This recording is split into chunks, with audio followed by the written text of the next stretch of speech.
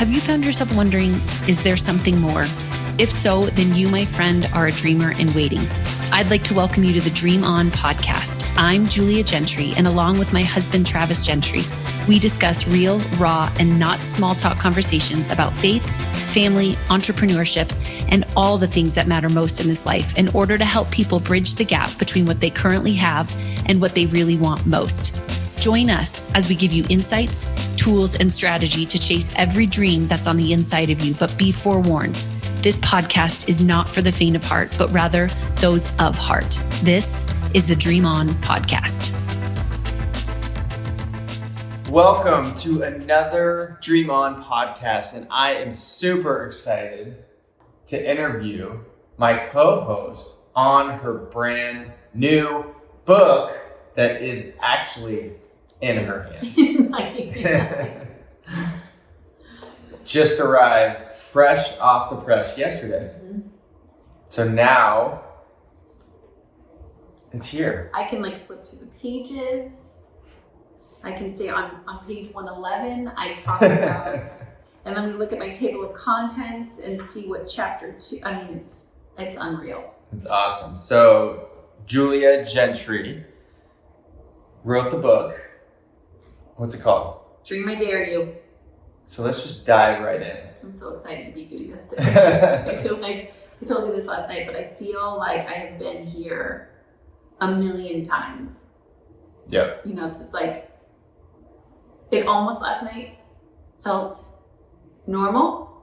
I think sometimes people are like, oh my gosh, can you just not even stand it? And there's a part of me that was like, for sure. And then the other part of me was like, I have played this moment out in my head so many times. Yep. But I would love to talk about this. So, what is the full name of the book? The full name is Dream I Dare You. And it's a wake-up call to greater alignment in your faith, family, career, and community. So let's just start right there. Why did you name it that? Well, I will admit I had some resistance to the name, to the title, especially the word dream. It came to me at a time that I just was like, no. I remember plopping in my lap. It was like a whisper from God, and I wrestled with it forever. Just I think because of all of the biases I had about dreaming, and it felt, even to me, it felt kind of whimsical. It felt like, really, come on now, what about a harder name? I had some ongoing titles that were, you and I have talked about that are just pick your heart and Total Life Recall. Get after it. Do hard things. And so when the idea of dream landed, I was probably the first that was like, God, no. And then as I went on the journey, it just became more and more obvious that we have so many, it's our biases and it's our opinions and it's our judgments and it's our preconceived notions that stop us from the benefit of dreaming and what it actually means. And so it just felt like such a perfect title, especially with the kind of no pun intended, I dare you, there's a little bit of that of it's not what you think. And so yeah, it was so intricately put together from the dream with the I dare you. And then that fact that it is a wake up call, just a greater alignment in every area of our life. And so the title even was really, really something that was important to me once I stopped resisting it. Once you actually landed on it, it was it just brought everything in the book together. Yeah. And so with that, elaborate a little bit more. So preconceived notion on dream. Mm-hmm. When people hear dream, yeah. What is, all the people that you coach yep. and talk to, yep. and when you speak, yes, there could be this dream. Oh, I'm just gonna what? Totally. I think it's this idea of a pie in the sky approach to life. Okay, Julia, while you go dream, I'm gonna go work and I'm gonna go make money and I need to put food on the table and we'll talk about our dreams when we retire, when I have the money, when I do the thing, when I, finish my career, when I have time. I think for most people, it just feels too surreal, too big of a concept, too ambiguous. And that's not what dreaming is.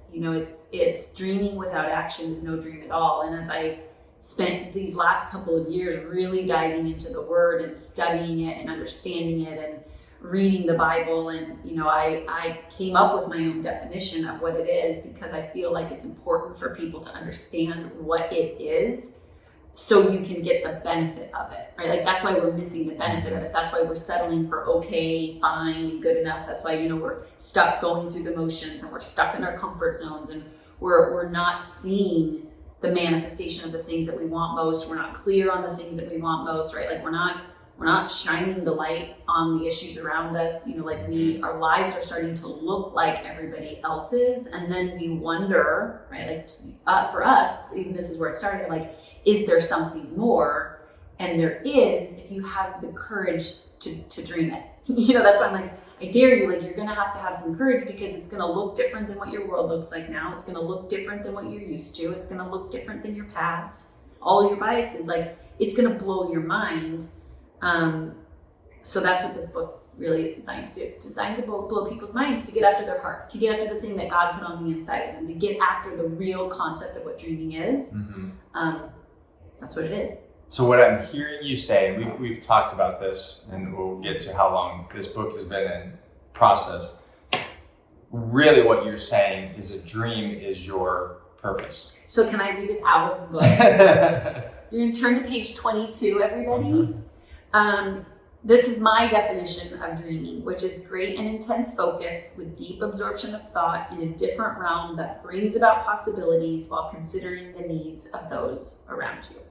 So that whole concept is it's great and intense focus, which means this is not a multitasking thing. This is not like I can do 17 things at one time. This is a past the phase of busy, right? Which that's one of the biggest arch enemies to dreaming, right? It's dream killers. Is I'm just so busy, right? But like busy, Bill Johnson says this all the time, and I love it, but it's artificial significance, right? I'm going to fill my schedule with all the things, and then I lose focus of the thing. So it's great and intense focus with deep absorption of thought, right? Like this is a meditative state. This is like a spiritual awakening. This is like going so much deeper, right? In a different realm, not the one that I see, not the one that I've experienced, not the one of my past, not the one that I even could consider based upon the people around me. It's in a totally different realm that brings about possibilities, which implies like it's an active concept. This is not just a concept, it is active, right? So I need to bring it about while considering the needs of those around us, right? So I think for so many people, we hear, and I think it's a dad thing too, but I hear so many of the moms in my circle say like, well, I have to almost put my dreams on the shelf because I got to take care of my family, right? But you don't understand that your family needs your dreams. Like families need mommies and daddies who are on fire about the things that are important to them. They need to see that exemplified. And so when we just put our dreams on the shelf, it actually hurts. It's the most selfish thing we could do. And so dreaming is actually considering the needs of those around them and recognizing that the world is waiting for your dreams. It's waiting for that. So that's what dreaming is. And each dream is uniquely like downloaded into everybody. Totally. Everybody has a dream. Yep. Totally. Yeah. And that's one of the things I wrote in here, which is that's the best part about dreaming is it has no biases either. So it doesn't matter where you come from. It doesn't matter how old you are. It doesn't matter where you live. It doesn't matter about your upbringing. I say this lightly, but it can't care about those things, right? Because it cares about your potential. Like your dreams are so connected to heaven and God, which sees the bigger picture anyways. Like it's in a totally different realm. And so dreams have no biases about all the things that we have biases about. Yeah. Like if we could consider it a thing, it's almost like saying you're going, we would say, well, but you don't understand my past. And the dream's like, I don't care. Yeah. It's like, you don't understand my upbringing. You don't understand that I have zero money in the bank. You don't understand the fact that I'm not competent in this area. And the dream's almost like, I don't care. I don't care. Yeah. So it's totally unbiased. Sometimes we are the biggest dream killers. 1,000%. And so we did a podcast on that. So you should go listen to that as far as doubting and overcoming that. So if you're not watching through the website or YouTube, it has a picture of a lion on it. Yes. So tell us how that came about and why a lion. So the lion, I think, has been such a powerful piece in my life, and really, the first dedication of this book was to my best friend Mallory, who was killed in a car accident when I was 16 years old. And her name was Mallory Aslan Smith, and Aslan, for most people know, it's the lion. in the Chronicles of Narnia, and it means, Aslan means bold lion. And I remember the day that Mal died, and I remember hitting my knees and feeling like I would never get up again. And I remember her parents like standing in a room full of hundreds of people after their daughter died on a missions trip. And, you know, they kind of gave this call to arms of like, here's Mal's baton, you know, like shine brighter, like make God's love known, and, you know, live the legacy that she's living. And I remember watching going, what? Like, how in the world are you supposed to do that? Mm-hmm. But I felt so called at that time. And I think for years, I just wandered, wondering what the heck that meant and how you ever rebuild your life after like just feeling that amount of loss. And so, you know, you do. And I even wrote this in the book that like people say time heals everything. Don't say that to anyone, because it doesn't. Time in and of itself doesn't heal anything. Healing heals.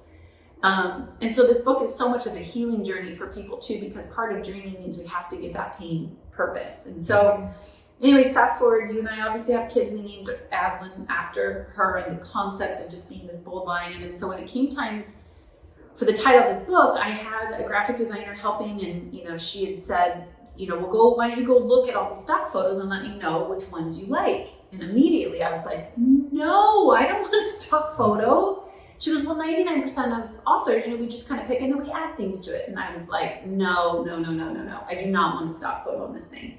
And I looked. I spent days just trying to figure out what this was. And I remember I crawled into bed one night and I said to you, and I had tears in my eyes because I knew that there was going to be something about the cover of this book that I wanted it to wake people up. I wanted it to like unleash like this awakening where even when someone saw the cover, they were like, what is that? You know, like that first initial, the light in you goes on. And so I crawled into bed, and I don't know if you remember this, but I said, Trav, am I gonna know? And you grabbed my hand and you said, you're gonna know. You'll just know. And in my head, you know, I think when anytime someone hears that, you're like, F you, bro. You know, like, it's like, you'll know when you need to know. Let's go to bed. And that sounds amazing, but in my head, I was like, that's just something that someone says when they just want you to be quiet and go to bed, you know, but it's true. Like, and I knew the way that you said it, you're gonna know. But I wanted immediate answers, right? I want to know right now. I want to know like yesterday. And so there was a little part of me that went, he's right. And the other part of me that was like, no, I don't want that answer. So it was the next morning I got up and I'm sitting outside with Aslan, and she says to me, Mommy, what are you doing today? And I said, oh, baby, today's my day of, you know, I got to figure out what the cover of this book is going to look like. And she kind of smiled at me and I said, Daddy told me I'm going to know. And she goes, you already do know. And I said, what do you mean? She goes, oh, Mom, it's your lion friend in heaven. And instantly I saw it. It was like all the colors of my dream, like it was this fire color and it was this face of this lion. Really? I don't think Have I not told you that? No. She says, it's your lion friend in heaven. You're saying that. And I got chilled and I saw it. I saw it. And so I just, now to Google, thank God for Google. Don't Google first, you know, like this is my big thing, like don't Google all of your answers, like sit with it for a while first and then use Google as use Google as like to reinforce the thing that God like showed you. So I Googled it and I just said lion with kind of like fire. That's all I put, lion fire. That's how I Google. I don't really Google sentences. It's like lion with fire look or something like that. And all of a sudden, it was all these images, and I landed on this lion that was like breathtaking to me, but it was different. It was not the exact one that I wanted. And so I sent it to my designer, and she's like, oh, no, like, that's an artist. That's not a graphic designer. And I was like, she goes, why don't you just reach out to the artist? Come to find out, her name is Maria Berry. She drew this lion. And one time, she took out her pencil one time. This is not like multiple editions. This is one lion that she drew, and she sent it to me, and it was exactly to your point. I'm gonna know, to Aslan's point, like it's my lion friend in heaven. And so here it is, and it wraps around the whole entire book, and it's my lion friend in heaven. And then just thinking about that is, I mean, it's two dreams coming together, because her dream as an artist, like that's her passion, that's her dream, is to create art. Totally. Well, it's almost like, it's so interesting you said, it's almost like 3 dreams, because it was like Mallory's dream, and she wrote about this in her journal, was like she wanted to start a match, like be the match that lit a fire, right? She wanted to be the fire. And this is one of her last journal entries where she's like, God, use me. I will be that fire. Light my match. I will be that fire. And so it was like she passed that baton on, right? And then here's little Aslan, our Aslan, that plays a role in reminding me. And then here's Maria, who, I mean, we're going to do a podcast with her, but her whole life, her dad told her she will never make a living being an artist. There's no room for you to be an artist. That's whimsical. That's not realistic. So she spent 25 years of her career in a corporate job until 6 years ago she decided she couldn't do it anymore. And she's been a full-time artist ever since. Here, then she puts her artwork out on Google. She's like, I don't even know if people know. And the fact that you found me, and she's got this beautiful accent and all the things, but now her dream come true is my dream come true on top of Mallory's dream come true. I mean, it's just, again, your dreams, people are waiting. And little does she know that her art now is on a book, that it's on its way to becoming a best-selling book. Mm-hmm. And her name is in here, and her it's just so cool. That's so cool. And had she not said yes, this is why dreams are so powerful. Like, people are waiting. And even Mallory, like, when I finally got my head around, like, I don't get to decide that, but the fact that in Mallory's death now more people know about God, more people have been ignited, more people have felt called to like do something powerful, right? Doesn't mean I wouldn't wish her here over all of that, but it's like, even in her death, that ripple effect. And then Maria deciding to be an author or an artist, and me deciding to be an author, like, and people are waiting. Mm-hmm. They're waiting. Yep. So who is this book for then? Like, who would you say? Because it's not, and you say this and we talk about it, but it's not for the faint at heart. Mm-hmm. It's not like dream and you get this like motivation. Mm-hmm. Like it's a deep book. It's real, it's raw, it's to the point. Yep. It's take action. Yep.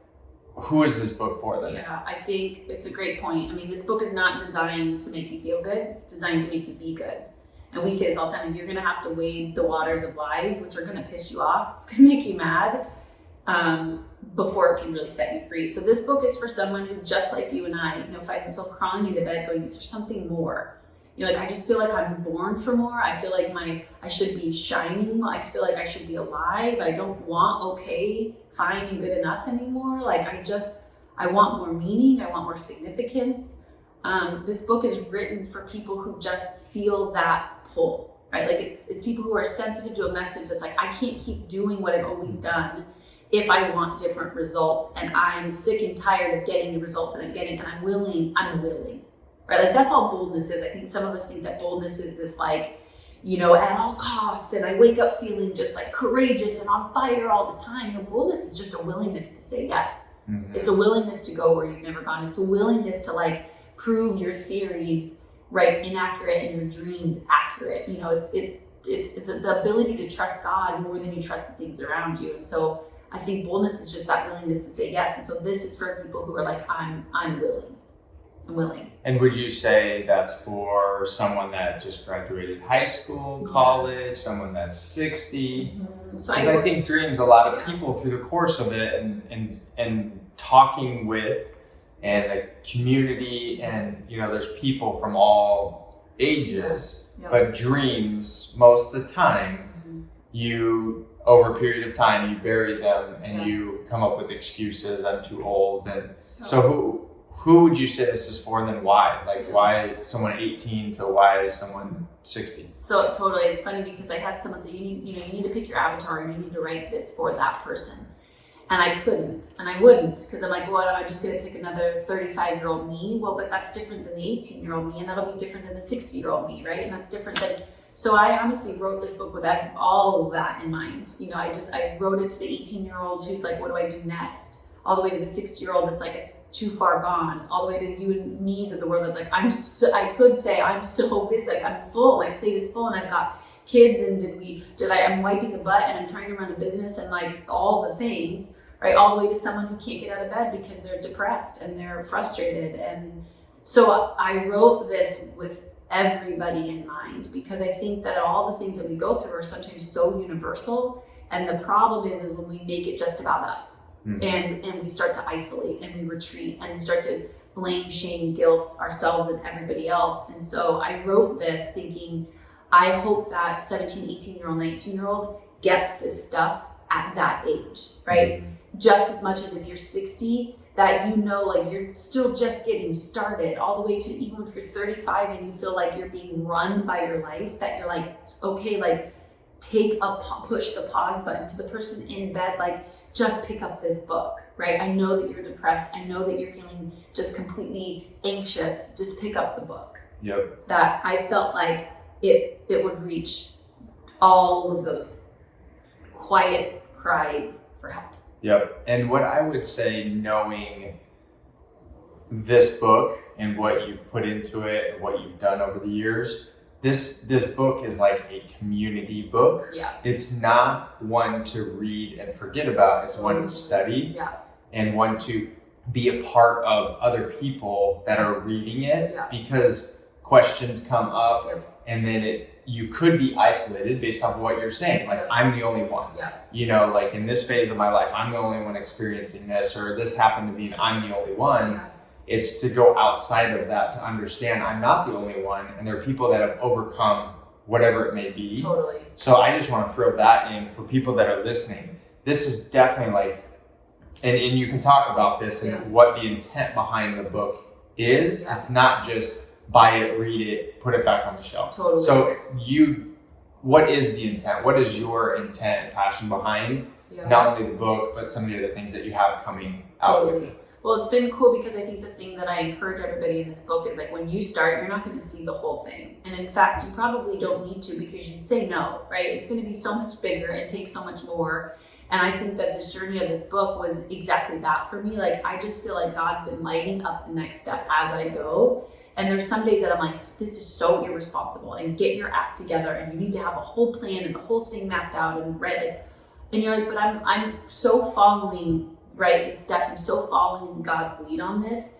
And what this has turned into, I didn't start with this. I didn't write this with in mind, but it even says in the Bible, when 2 or 3 or more come together, there He is also. And so I want this book read in a community, right? Whether it's just at home with your family, or it's in a book club with your friends, or it's a small group at church, or it's with your business associates, or just a bunch of guys or a bunch of girls, that you come together and read this together. Because when you read it, that's one area of learning that I created the workbook, because like, now I want you to go and not only read it once, I want you to do a workbook that causes you to reread some of the main points and then write about it. Right? Like, really write about it. And I ask questions a couple of different ways for a reason, right? And then there's the journal, which is just blank pages that then gets you to take it even a step further, to go, now what? Like, take it even further outside of even my own prompting questions, and actually get back in tune with you. And then if you're talking about it in a small group, right, or with these people around you, now you're activating all the parts that make you transform. I'm thinking, I'm writing, I'm talking, I'm acting. I'm thinking, I'm writing, I'm talking, I'm acting. And so, this is not something to read before you go to bed. You're not going to fall asleep. You're not. And so my hope is that people use this as a way to create more meaningful conversations, not just talking about the weather and the problems, or why it's not working, or why we can't chase the dreams, or like we just get stuck in even these conversational habits. That it's like to bring this into your circle and to start sharing your dreams with other people, because you should not be dreaming alone. You're going to need other people. You're going to need some support. You're going to want some encouragement. You're going to need people to challenge you. And so that was the idea of like, let's create exactly what Mallory said, like, let's start a fire and let's watch this thing ripple in our families and in our careers and our community and all the things around us. Like, let's start that let's light that match, and then watch as it explodes. Yep. And what else is coming with it? What else are you working on that will be out soon? Yeah, so right after this, the workbook now is, we're just going through final edits, so that comes out. The journal, which is like another piece of my heart. I've been journaling since I can remember how to write. You and I have sold everything, and I still keep my journals. I have so many journals. So there's a companion journal that goes along with it. We're building out Dream Together, which is an online membership site. So it's like, read the book and, that's really what we wanted this to be, like, read the book and Yeah. Right? So we've got a membership site where it's going to be ongoing growth coaching. It's going to be a forum where you get to talk about it, where you get to ask clarifying questions. We've got our 7-week course that's designed to go like, now I want to actually do this. Like, I want you to ask me these questions, not only in the book, I want to be coached on this. So we're creating multiple layers and different opportunities for people to get engaged, which is it's so cool. Yeah, 100%. And you go to thedreamfactoryandco.com to get more information specifically on that. But there again, it's our intent. It is. Your partner is really to get people engaged, and whether it's our community and getting connected with the Facebook page, or like you said, the course or whatever. But it's also like, get the book and do it with your spouse. Yeah, totally. Like, do it with your church, your small group, or like you said, your business partners. Yeah.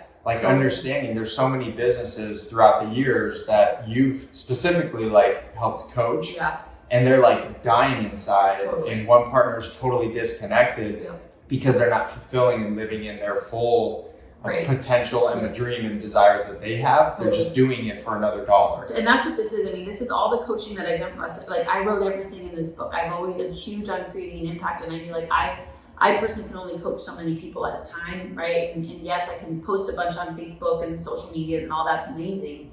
But this is everything that I coach on in one place. And that's, again, this is not just about like, oh, what are we dreaming about? And no, this is going to address why you're stuck, right? Like, that's the first part of this, is it's awakening awarenesses and addressing like, this is not just tell me what you want out of life, yes, but tell me why you're currently stuck and how to get unstuck and all the limiting beliefs that stop you and all the reasons and justifications. I mean, this gets deep, right, before it gives us direction. And so I think it's important, as you and I have learned in our marriage and when we're running businesses and working with other people, like, the hardest, best part about marriage and church and business is people. Like, we all come with a lot of stuff and a lot of biases. And so when you start to understand those, it just makes it so much simpler, not always easier, but simpler to engage. Yeah. So this book is designed to address all of the sticky points too. Yep. So that brings me into the next question of, how long have you been working on this book? Oh man, I just don't want to be asked that question.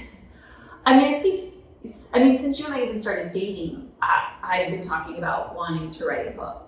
I've just always felt like that's what I'm supposed to do. I love communicating, I love writing. So I feel like I've been writing on this, like my story's been unfolding since my first negative memory. My story was unfolding, And so, but once I felt like God told me to write this book was about 2018. You and I sold everything. So we started traveling the country in an RV, and it was really because we had achieved, right, like that idea of the American dream. We bought the house, we rebuilt out of our epic failures, $100,000 in debt. We kind of like rebuilt our lives. We bought the house, and we had the cars, we had the kids, and there was still kind of this churning for both of us, like, is there something more? And that's when we sold everything and started traveling the country. And it was in the RV that I was, we've been asking that question suddenly to God, like, is there something more? Where do you want me to be? What do you really want me to be focused on? And it was that night that I just felt like He said that it's the book. Yeah. And again, you're like, all logically, that makes no sense. Like, if I write a book and I'm not an author, I don't have a huge following, and like, who's going to read it? And all the things follow, right? Like, that's why it even took me a while. And so I wrestled with it for a couple of months, and I had that vision in the RV of like what this was about, and it was supposed to wake people up, and it was going to be called Dream, and I saw fire colors, but it was a couple months later that I was in going to the bathroom, doing lunch with a girlfriend, and I walked into the bathroom, and this elderly lady walks out, and she bumps into me, and it was a little bit of a challenge. It was like, what the heck, So I was like, well, you might as well say hi to someone you bump into them. So I was like, hi, how you doing? And she doesn't even look at me. She keeps walking, but she says, living the dream. And in my head, I was like, I feel like she should be living the dream. Like, she's 70 years old, like, you should be living the dream, right? Like, the whole concept of like, work, retire, live your dream. So I was like, well, I've got nothing to lose. So I turned around and I said, can you explain to me why you're not living the dream? And she doesn't turn around, and all she says is life. And instantly I thought, if life is stopping this lady from living her dreams, then what is the point of life? And I was like, all right, I surrender. right? Like I'll write it, like, because that's mind-boggling to me, right? Like Mallory would kill to have a life to live for, you know, like we have so many people that are hurting and dying that would kill for 10 more years, 5 more years, 15 more years to live life. Mm-hmm. And so it was like, all right, I'll do it. I'll surrender. And so that was probably 2.5 years ago.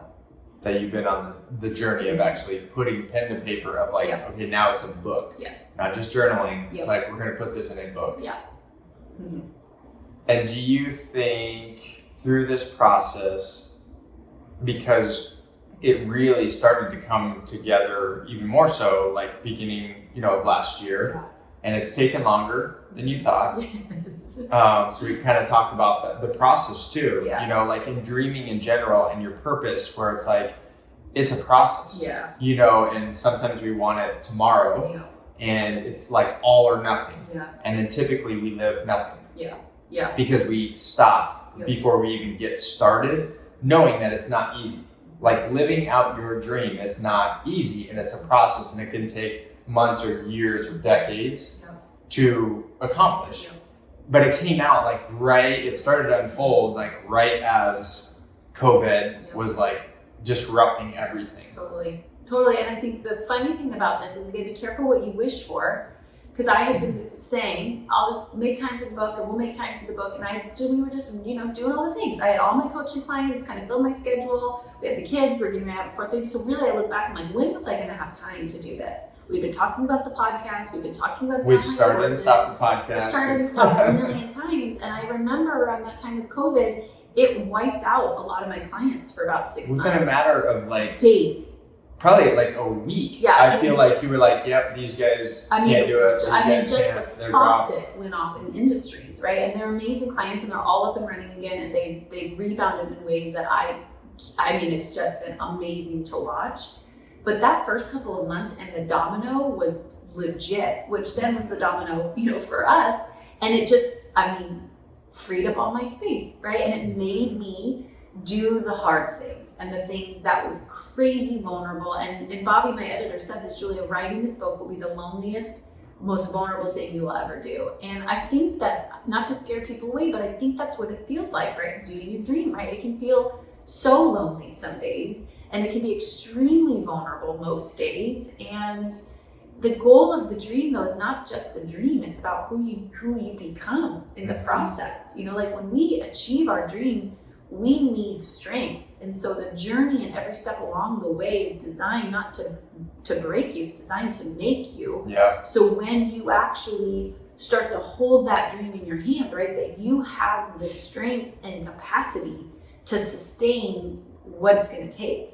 Like even holding this book last night, I looked at Travis, I was like, this feels like when you have a baby. And 9 months of pregnancy is just been always horrible for me because I just don't feel good the whole time, right? And obviously labor has its own mixed bag, right? And so when the baby finally comes out, you sit there for a minute and you're like, oh, I'm done, thank God. The 9 months replays in your head and how sick you felt, and the labor is crazy hard and you don't think you can do it, and you hold this baby and you're like, okay, finally I'm done. And then the baby starts crying and you're like, oh my gosh, I'm just getting started.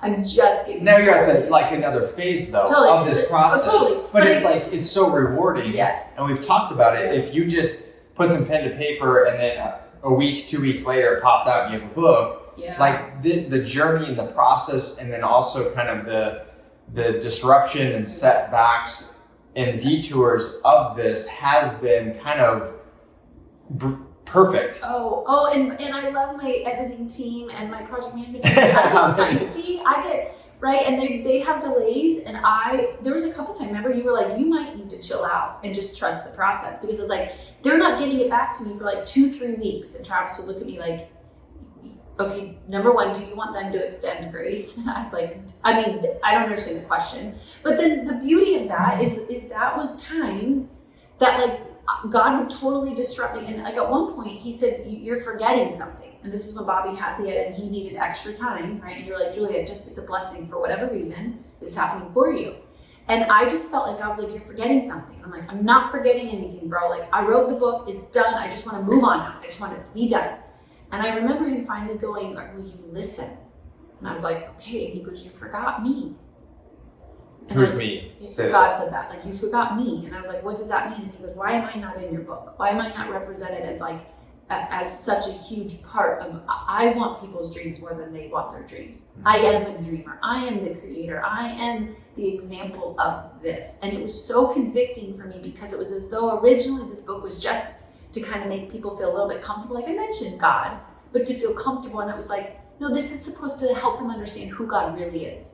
Like, I want them to understand who God really is, not who they think he is. Not the disappointments of a pastor or the disappointments of a father, but like the true God of who God really is and how much he loves us and how much he adores us and how much he's a dreamer and he's dreaming dreams that would blow our minds, and that what he wants for us is even better than what we think we want for ourselves. And so it was a couple of weeks that I needed to really sit with him and go, God, what do you say?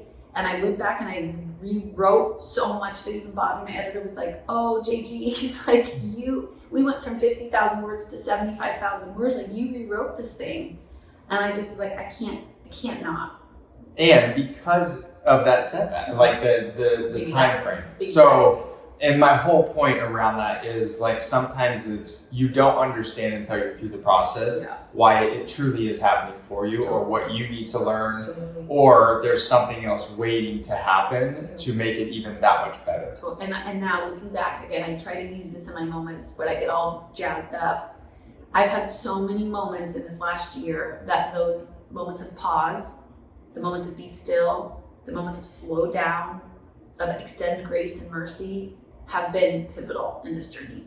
Almost more pivotal than me just taking action, right? And doing all the things and checking things off my list. It's those moments of pause and reflection and space that have been exponentially pivotal in where we are today with this. Yeah. So give us kind of a high level. So for people that are listening, what's a high level? Kind of walk us through the book, kind of the journey of it. Like, you know, we've got the background, but it's like, obviously we're saying it's not for the faint at heart. It's a book to study, to be around people, to be in community. And we're supposed to be in community in general. People are. You're not supposed to live just solo and by yourself. Any big dream is accomplished with other people and community around you, whether they're just supporting you or they're a part of the dream too. Give us kind of like start to finish, kind of just high level of the book. So I appreciate you saying it that way because I did write that with this so people don't get so disoriented, right? Like we talked about this in that last part, liminal space. The minute that we're like, what? This is blowing my mind. We can get so disoriented. And so I kind of create this roadmap of, okay, phase one, right? Or section one is all about creating awareness, which is we're gonna scratch the itch a little bit. We're gonna open up a few cans of worms. We're gonna kind of look at all the reasons that we do what we do and why we do what we do and like kind of peel back the layers that maybe we've been running from. So it's designed to create awareness. And then the second part of this is really to help people build belief. We need to look at like how to strengthen like our areas of resistance and the limiting beliefs and like really going, what do I believe in? What do I stand for? Like, what am I willing to just run after and run towards? And so it's really designed to help you strengthen yourself as a person and strengthen the dreams and clarify them, right? Because then the final section is all around taking action. And it's about putting this, to movement and actually doing something with it. But it all builds on itself, right? But that's kind of the overarching arch, if you will, of awareness, belief, creation. And that's a high level. Super high. What else would you want people to know kind of about this journey or the book itself? Yeah, I think the biggest thing that I would just close with is, and people now know this if you follow me at all, and I think we say this all the time, but it's like, just pick your hard. It's dreams, this is going to be hard, but not dreaming is hard too. Like putting your dreams on the shelf is hard and putting them front and center in your life is hard. Settling for okay, fine, and good enough is hard, and like being unapologetic about what's important to you is hard. It's at some level if we can go, look, it's all going to be hard, so I need to choose the hard that's going to be most important to me, the one that like is the thing that when it's all said and done, like what is most important to me. And so I feel like that this is just an encouragement and an opportunity for people to go, I know that it's hard. I know that it's going to be hard, but so is not doing it. Yep. that's hard too. And so if you can just be intentional about picking the hard, then you actually wake up in a year, 5 years, 10 years, and you're where you want to be, as opposed to like waiting, right? Like, yes, that saying that says the best time to plant a tree was 20 years ago, right? Or seed for the tree, the next best is today. So my hope is today. Yep. And where can people buy this book? Oh my gosh, you guys. So thedreamfactoryco.com is a great resource. We have links that you could buy the book there, but of course it's on Amazon. You can go to Amazon and buy it on Amazon. And then it will be in Audible form? Yes, you guys. Yes. There again, another process that you have to go through. Yes, sir. All the little things. It's, as you look at, I don't want to get off track, but so it will be on Audible. You're going to record that. Mm-hmm. And I would challenge, encourage people to go get the book, get connected to our community, thedreamfactoryco.com. We have social media platforms, Julia Gentry on Instagram. But get connected or start a book club. Start a book club, you guys. And get your friends and family or your business partners and walk through this process and this journey, because I know it will impact you, so you can make a greater impact around you.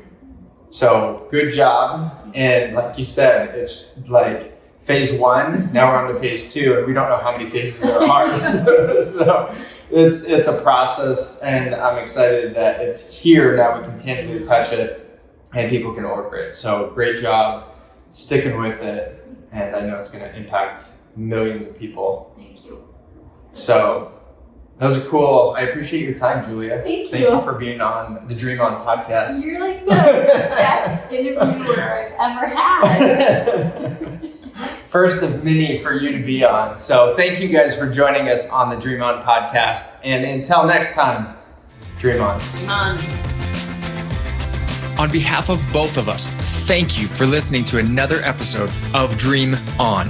Don't forget to visit our website, The Dream Factory & Co., for all the show notes and other tools and resources to get you unstuck, clear, and helping you reprogram your thoughts and beliefs so that you can live out your dreams with a community that supports and challenges you. Until next time, dream on.